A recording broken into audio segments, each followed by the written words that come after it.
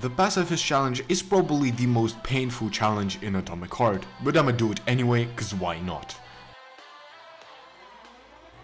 After managing to defeat the large mutant, I could finally exit the Vavilov complex and proceed to the Lesnaya station.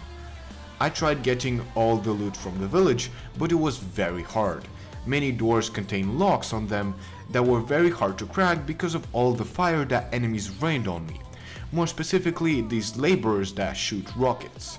They're just horrible, and even if I freeze one of them, there'll be always another one somewhere nearby shooting at me.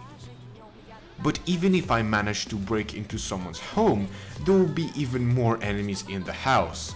This one right here was my favorite. It contains so many robots in such a small space, I'm actually surprised that I managed to not get cornered. After meeting with Granny Zena, I could hack into the surveillance cameras and open the gate. Normally you take a car and just drive it to the other side of the village, smashing every robot in your way, but even if I was driving it very carefully, I could still accidentally run over a robot, which will obviously result in reloading the last save file, so no cars I guess.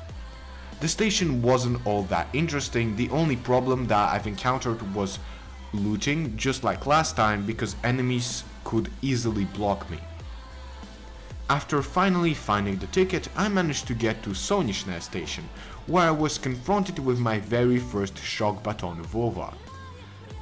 At first I thought that this boss was mandatory to defeat in order to continue, but thankfully the stairs weren't blocked and I could just run away. After lowering the hawk, I zipped down into the Hedgy arena, and funnily enough, this boss is the main reason why I'm doing this challenge in the first place, because if this boss can be beaten as a pacifist, then all others can be, right? But this fight was still very hard. Because I couldn't kill many enemies, I couldn't get much polymer, and that is also the main reason why I loot every single chest. And because of my severe lack of polymer, I had no character upgrades whatsoever. No increased speed, no double dash, no increased health, nothing. All these upgrades were pretty much essential in order to properly dodge this boss and all others. But I still managed to take advantage of the mass telekinesis skill to cancel the Hedgy's kinesis attack and fill my inventory to the brim with healing items to tank the damage. The real problem with this boss was that I had to wait for a cooldown in order for the next statue to become available. Also, the problem was that even if the boss hit the statue, she will continue rolling for a bit, which will result in me getting hit. After several minutes of dodging, I finally managed to defeat the boss, which gave me access to the VDNH, but I wasn't going there because I knew exactly what boss awaited me there, so I decided to visit the testing grounds first in order to get some neuropolymer for upgrades. My first stop was the testing ground 6, that is located in the sewers. After hacking the camera and unlocking the door, I proceeded forward to my favorite part of the game, the elevator ride simulator.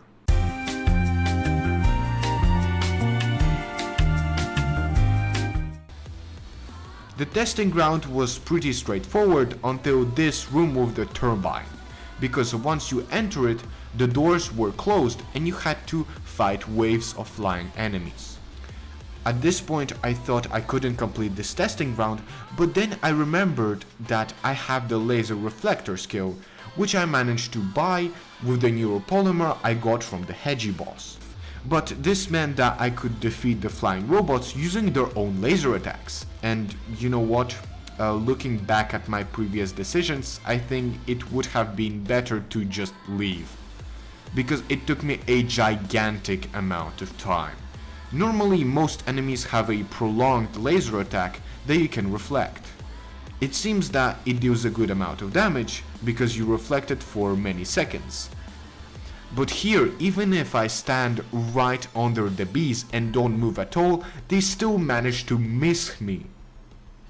Their horrible aim, paired with the fact that my shield has a 30 seconds cooldown or something like this, made this fight really, and I mean really long. At one point I even thought that the bees were invincible to their own attacks, or maybe I somehow activated some sort of glitch that makes them invincible, but no, it just took that long.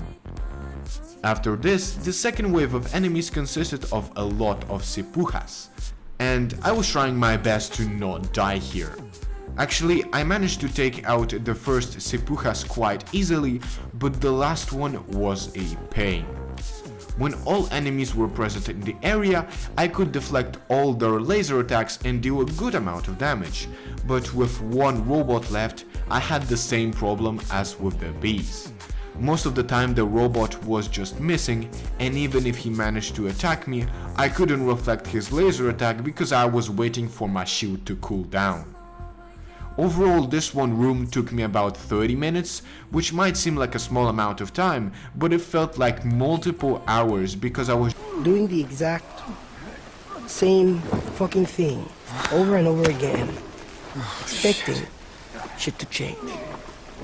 That is crazy. And for all that, I got only one chest. Wow, amazing. But if seriously, the loot from the drones was a pretty good reward. With this done, I could go to the second testing ground in this area. There were some difficulties with opening the door, but I managed it. The testing ground itself served as some sort of tutorial to the magnet puzzles, so I easily completed it and found myself in a room filled with enemies. This room contained 3 vovas, 1 laborer and 1 ranged laborer. I will call her Bombushka because it sounds funny. My strategy to defeat enemies like vovchicks was simple: get on a high spot, so the vovas would start casting their ranged attack, which I would then reflect with my laser reflector skill. And it was going way faster than with the drones, but it was still quite difficult because their laser attack was quite strong and I had to hide while my shield was cooling down. Then I had to somehow get rid of the laborer. At first my strategy was the same, to bait out his ranged attack, but because his ranged attack is not a laser, I had to utilize the next upgrade in the skill tree that allowed me to reflect every single ranged attack. But of course, it couldn't be that easy, could it? For some reason, the saw blade, when reflected, would freeze in place. The problem with this levitating saw is that it can still damage me, but not other enemies. And even if I managed to reflect it, there was still the problem of missing the laborer, because not only did the saw blade travel very slowly, but also, referring to my 100 atomic heart facts video, when laborers do their ranged attack, they run away to a safe spot to regenerate their blade. This is the best moment to do damage because they can't defend themselves.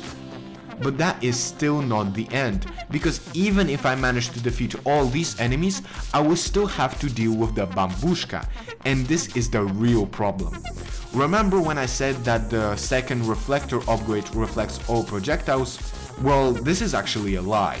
Only some projectiles are reflected, while others like bullets and explosive missiles are simply absorbed by the shield. Then I thought to myself to go right in front of the Bombushka, so like this, when she will shoot the missile, it will explode directly in front of her in order to do damage. But this was also not an option because the Bombushka was immune to her own missiles, which meant that I had to bait out the regular labor attack, then reflect at the ranged labor and pray to every god in existence that the Bambushka wouldn't do this stupid rocket jump attack or just get pushed away by another enemy, which will be attacking at the same time. There were just too many variables for me to handle, and this section was optional, so it made sense to skip it. Yeah, okay, whatever guys, I'll come back here later. And now with my newfound knowledge and skills, I could finally go and farm enemies, of course, like what else can I do? But yeah, as you understand, I really didn't want to go to the VDNH. The strategy that I found to work best is to get on this boss and then reflect the laser attack. And the labor blades were also quite helpful. That is not true, I'm lying. During the entire time they were a complete nuisance, especially because of these death traps that would just obliterate half of your health if you're not careful. So I decided to take my revenge. Totally not because there were no more vovchicks left, no. I actually discovered a pretty good strat to reflect their soul blades easily.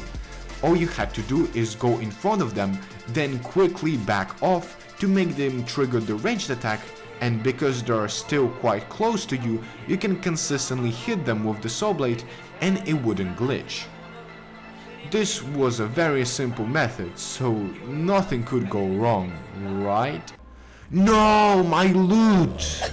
Yeah, whatever, I'm tired, I'm going to the VDNH. After this, I didn't farm for loot because it was just too tedious for only 4 polymer, so I finally continued to the VDNH, only after what, it's been 10 minutes since you're listening to my horrible accent.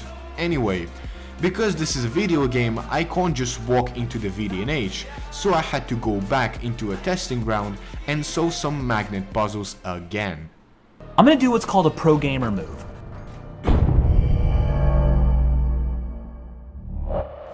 But of course, there had to be enemies there. And this time the situation was quite different because I was closed in a very tight place, almost obliging me to defeat them. But by freezing both of them, I managed to run to the other room, and just like in the last episode, the vovas were not coming to me, but instead they were casting their laser attack that I could reflect. Now I could just solve the puzzle and leave, but that would be interesting, so I decided to reflect some laser attacks and accidentally lured a vova in.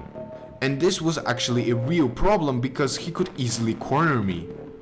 But the problem was that when these robots were doing their laser attack, they were taking one step forward, so after some time the second vovchick was in this room.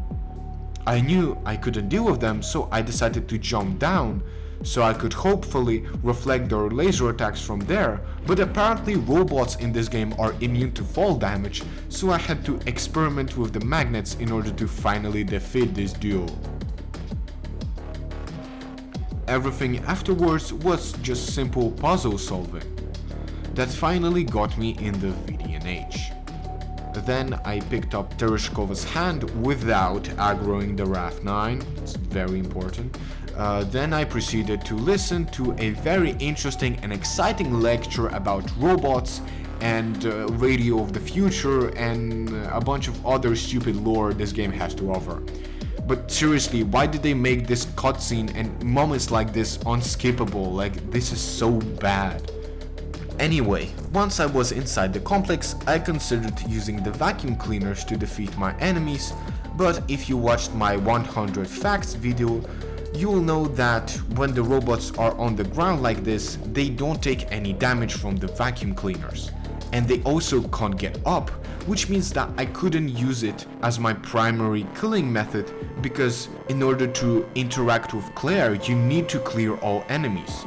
So I exchanged my reflector upgrades for the melee reflector upgrade, which, as you already guessed, reflects incoming melee attacks. And it was certainly better than the previous upgrades because I didn't have to bait the laser attack anymore. But the damage was still quite low even for normal difficulty. Another problem I faced is the fact that not only does my shield have a long cooldown, but also it is immediately destroyed after a powerful attack is reflected, which the robots execute really often. But the real problem were these shield versions, because while I'm waiting for my shield to recharge, I had to dodge his multiple attacks. But once there are other enemies around, it becomes a Enter the Gungeon bullet hell clone or something. And the situation is made even worse if you consider the fact that some of his attacks can go through walls and have infinite range. Okay, we're good. What? Another big problem that was present is that I couldn't just hold my shield all the time. I had to activate it when the enemy is about to do an attack, because or else, well, the cooldown will be just too long. But the problem was that it was still quite hard to get the right timing because the shield activates with a slight delay. To summarize, the damage reflector skill of the shield wasn't intended to be used as an offensive ability, but more like a small bonus once you successfully block an attack, and that's why most of the time it was quite janky and annoying to use. I first decided to head to the valve puzzle area that obviously contained enemies. At this point I was getting used to the timing of the shield and I could successfully bait enemy attacks. But they still could easily kill me, so I was saving after every single enemy I've defeated.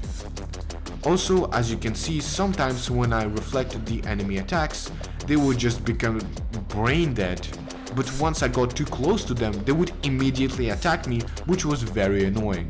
Also, here you can clearly see why the shield versions were such a problem. In order to make one hit, I had to dodge multiple of his attacks. And believe me, they have a lot of health. But now it was time for the valve puzzle, and it was very hard because of the gigantic amount of enemies the game was throwing at me. And even if I ignore all the enemies and just jump down, there will be always one or two robots that will follow me there. And even if they didn't fall during the first cycle, they would obviously fall during the second or the third spin, because it was required to complete this puzzle. But after some luck and intense dodging, I managed to complete this section, just to be stuck again in the next room. Collecting Claire's leg was easy, but getting out of the storage area was very hard. There was no way for me to defeat the rotor bots because firstly, there are the enemy with the biggest amount of health, not counting elite enemies like the belyash, and they do massive damage. And for some unknown reason, they could simply go through the doorway, while other enemies were considering it as an invisible wall. Furthermore, upon death, I was respawning right next to them. I guess the developers probably didn't think that someone would get the leg before defeating the rotobots, but here I am getting insta-killed every single time. I tried my regular tactic of freezing them, but this is the most powerful and aggressive enemy in the game. Seriously, even the bosses are easier. So then I thought to block the doorway using the frozen body, and it actually worked. But because these robots were aggroed, I couldn't attach Claire's leg. I tried destroying the robot, but a bunch of other enemies got involved and now he was completely ignoring me.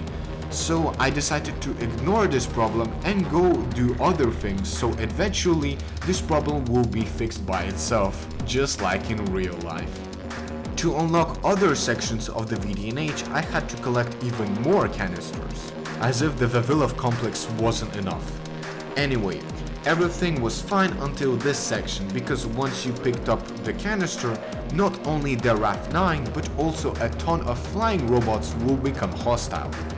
And the doors will unlock only when all enemies are killed. Fortunately enough, I had the melee and laser reflector skill at this point, but this didn't mean that this section was easy. It just meant it was possible to complete. At this point in the story, the flying robots gain new rocket attacks that can't be reflected with the shield, but are used very often and deal lots of damage. In fact, they deal so much damage that apparently they can even damage me through the shield. What just happened? I had my shield up and it would have been up for like the next 3 seconds or so. Are you telling me they can hit me through the shield?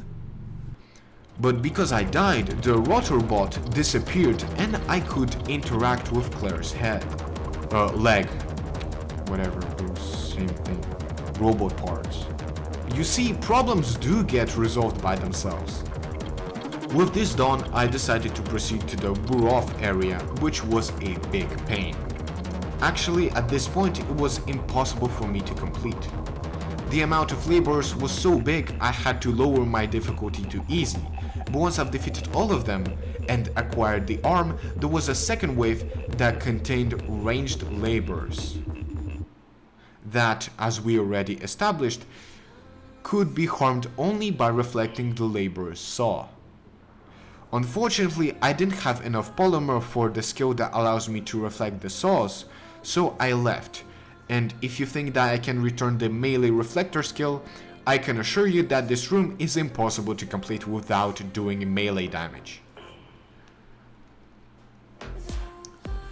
This meant it was time for the plush boss, because I knew he would give me lots of polymer. But this boss was also a really big problem, although I guess the term really big problem can be applied to every single enemy encounter in this challenge, but this boss was a real pain because of how little damage I was doing to him. Like, what is this damage? I'm playing on the easiest difficulty, are you serious? Another feature that was making this fight even harder is the fact that this boss has a QTE attack that instantly kills you, and he likes to do it very often. Overall, it took me around 40 to 30 minutes of non-stop dodging to beat this boss, which shows how little damage I was doing. But this was still not the end, because in order to exit this area, I had to complete this room, which contained a lot of robots. Obviously, going head on wasn't an option, so I decided to lure them out one by one, which worked pretty well. Although while I was waiting for the shield to recharge, I was moving backwards, so soon enough I found myself fighting inside Ivy's arena again. Also, when doing this, I've noticed that the combat soundtrack plays only if I'm fighting more than 2 enemies, because when I was fighting only one, there was no music playing in the background. You see, I'm preparing facts for my next 100 facts video. Although I'm not sure it's gonna be 100 facts, more like 50 or 60 facts. After clearing the majority of the room, I've encountered yet another problem, which was this huge robot, because instead of jumping over the fence, he was just stuck there. But then I remembered that I have access to the freeze skill, so it was all good.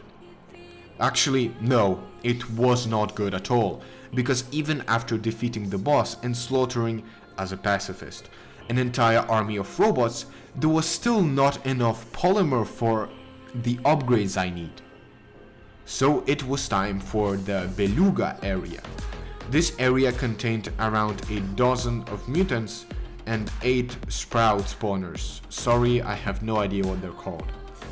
The problem was that I had to kill every single enemy located in this room, and at first it was going pretty great. The sprouts and mutants were either killed by the vacuum cleaners I was activating with my shock ability or by my shield. But after killing all the mutants, I realized that this was not enough, and I had to somehow get rid of all other enemies in this room. At first I thought to utilize the fire sprouts in order to defeat them, but for some reason if a sprout is right in front of you, it will just do nothing.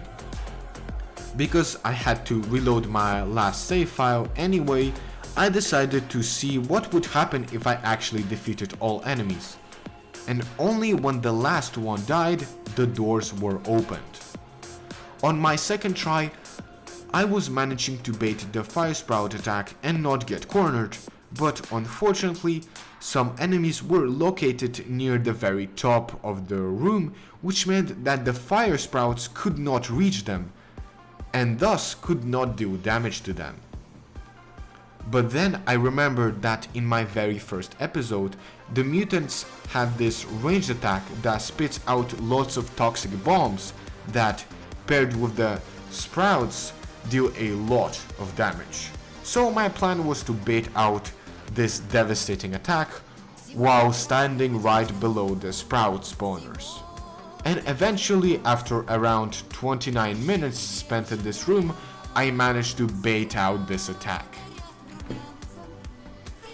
But this was still not the end, as there were still enemies present in this room that I was trying to kill using the fire sprouts. But I got the peaceful fire sprout bug again. The worst part about this is that no more fire sprouts were spawning because there was a cap for the amount of sprouts that can be spawned per room. But after some tweaking around, I finally managed to get rid of the sprout using the vacuum cleaners. Although after another fire sprout spawned, I've realized that all fire sprouts were being peaceful for some reason. And when I had no ideas left, I've noticed that the regular sprouts have also a ranged attack that uses these toxins. Because of this, when the fire sprout was killed, instead of flying into a random direction, it was flying into the wall where the spawner enemy was located. And after killing that last sprout with the vacuum cleaner, the doors finally opened. Yes! Finally! How much? Bro, this room took longer to beat than the ID boss. Like, I'm not kidding. Oh yeah, and if you don't trust me, you can go on my second channel where I'll be uploading the unedited footage of my Pacifist run. And only after getting all the loot from this room, I finally managed to get both the melee and the ranged reflector upgrades. But I decided to stick to the Beluga area instead of going back to the Buryov area. Although I wish I've gone back to the Buryov arena because this room was arguably even worse than the first one. It contained 2 black vovas and 2 medics. The elite vovchicks are easy to take out because we've already seen them. But the medics were a real problem because they were mostly using ranged attacks. And even if you got near them, they would just straight up ignore you. Bro, are you good? Are you like okay? Oh, what?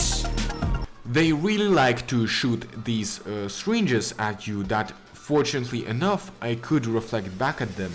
But the problem was that, first of all, the reflected syringes were dealing next to no damage. Second, they had a timer, so the medic could just simply run away and then the syringe will explode. And third, once I've reflected them, they will just freeze mid-air, making it even harder to hit the medics. After miraculously managing to defeat one of them, I froze the other one and then picked the door. And now I had an even bigger problem. Seriously, this challenge turns every single enemy encounter into a gigantic puzzle you have to solve. And I hate that. This time 2 drones were attacking me. Normally this wouldn't be an issue, but for some reason the only attack they could execute was the rocket barrage that I could not reflect using my shield. And unlike with the laser attacks in the first episode, I couldn't just tank them because the rockets were dealing a lot of damage, even on the easiest difficulty. Oh, and did I mention that if I died in this area, I had to redo the entire medic section again? Well, now you know what pain I went through. This time, when climbing on the other side, I made sure that the drones could not reach me, but this didn't mean that we were done. No, not at all. First of all, this little house where I was located was filled with robots. Furthermore, I even somehow managed to duplicate one of them, which meant that there were now 3 robots inside.